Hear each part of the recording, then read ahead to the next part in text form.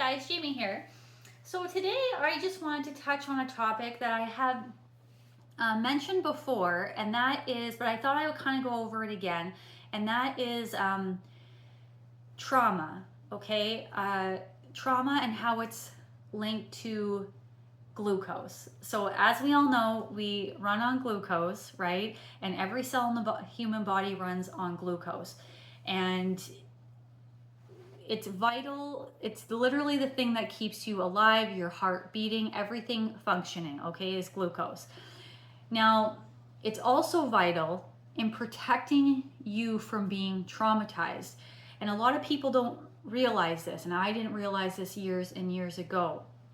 But once, because you have to understand, most people, when we're in childhood, most people are not going a day without eating fat. Okay, and all like processed foods all have fat and sugar together. Fast food, fat and sugar together. Even if you were to make a homemade meal, when I think back to like a typical homemade meal, my mom making like mashed potatoes, but then there would be all this butter and gravy on it and milk, and everything. Even if it was a homemade meal, it was all still fat and sugar together. So what's happening is your brain, your cells aren't really getting that direct glucose into the cell because the fat is blocking the sugar from getting into the cell, okay, and feeding your cells, your brain. And most people don't realize this. And this isn't about, I'm not like saying not to eat fat or anything like that, but it's important to know how to eat so you can actually at least get in the glucose that you need. If you want to have fat or protein, you have it for the end of the day. Because it is vital and imperative that you actually do have carbohydrates in the absence of fat, overt fats, so that way they're actually being used up by the body, by your cells, and getting the glucose into your cells. So the glucose actually protects your brain from your soul from being traumatized. Now, so most people don't know that, and most people have gone their whole life without one day of like not eating fats, okay? So if you were just to put this into practice, which I have done, which I did years ago when I found this information out, I had a very, traumatic experience, something that should have traumatized me. It should have, because I read online, many other people have been through this exact same scenario, and they have had trauma from it. And so I put this to the test. And while I was going through this experience, it was like a couple of days, I started pounding honey because I didn't really feel like making, I didn't have the capacity at the time to make meals. So I was just pounding honey like every hour, like a tablespoon of raw honey, which is fantastic because it has the glucose and it's in the absence of fat. Okay, so it's going to get directly into your cell. And plus it has vitamins and minerals and antioxidants and it's bacterial, viral, all those great things that I've said a million times. But I was pounding this honey every hour because I had this information now and I knew that this was going to protect my brain, okay, your soul, whatever you want to call it, from being traumatized, okay? And I did that for 2 days. And now almost, 3 years later, I don't have any trauma surrounding this experience at all.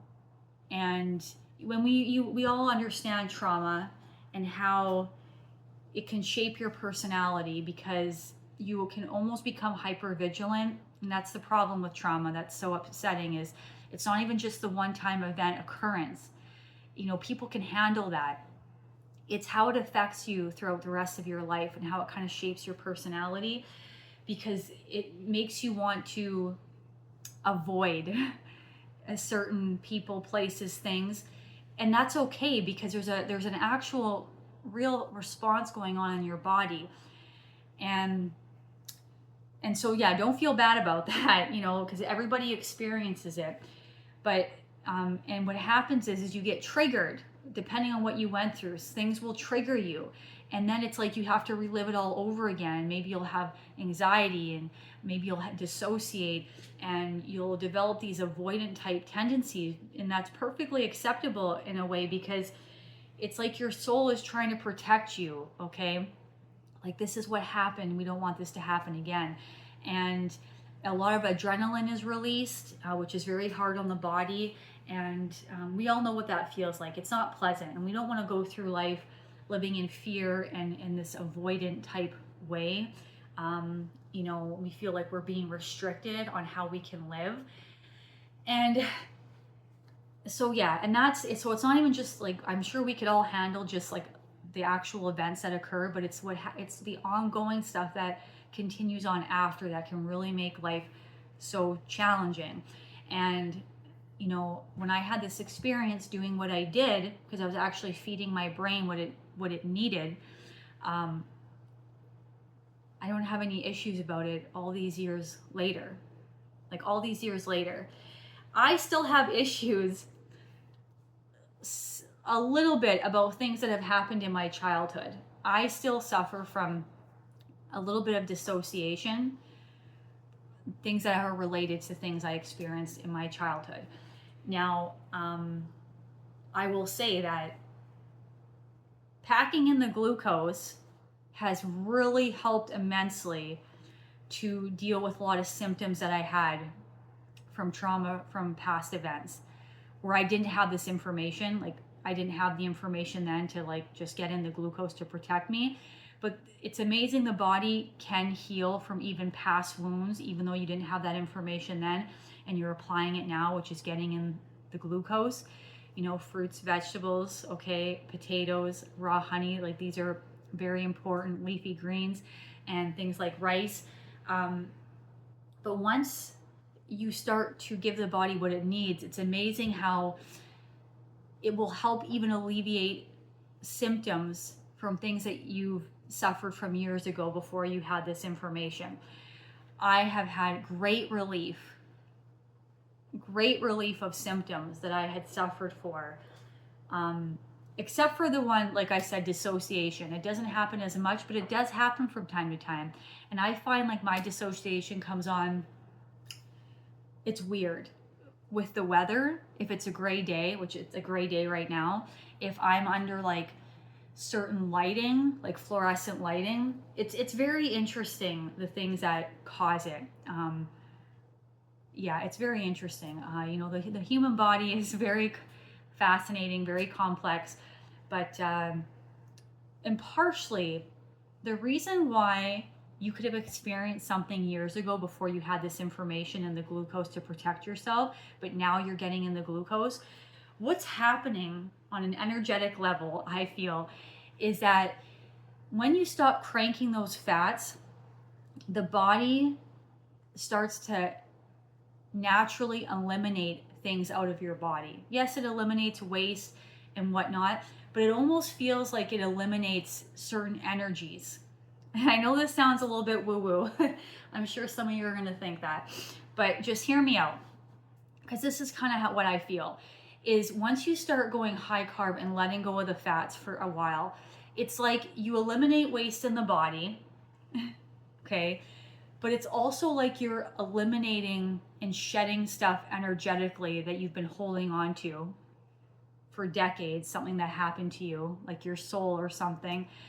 And all of a sudden that is like being released out of like your cells, and just energetically, that's what it feels like, you know. I don't know if you guys feel the same way, but that's been my experience, and it has really helped to alleviate a lot of the symptoms that I had from previous traumas. And it's really just a little bit of that dissociation, but it has made life so much more better, and so much more like in my ability to deal with past things that have happened, to let them go. And you know, I just feel like you guys need to test it out. You need to test it out. And some people will say that they'll go keto and that they'll feel these things. I don't feel that that's what's happening. Keto high fat makes you numb. so you don't feel as much. But when you start getting in the glucose in the absence of fat, it doesn't make you numb. It'll bring up a lot of stuff to the surface, and it can be very uncomfortable. Very uncomfortable. It brings it up to the surface. You're faced with it. It's super uncomfortable. Most people would want to go and have fast food, crank those fats, numb themselves out. Okay, I feel better. That's not real healing. That's just numbing. That's just numbing. So in order to heal, truly heal, all that stuff that you've ever been through is going to come to the surface, and you're going to be faced with it, and it's going to be uncomfortable temporarily. It's going to be uncomfortable temporarily, but then it's like it gets released energetically, and then energetically you just went up a couple notches. So you're not numbing yourself out, because when I'm eating high carb, low fat, getting in that glucose, I feel things way more. But things are also released and dealt with faster. Move on. And you don't carry all this stuff with you. So, yeah. So anyways, guys, I hope that made sense. I know I ramble sometimes.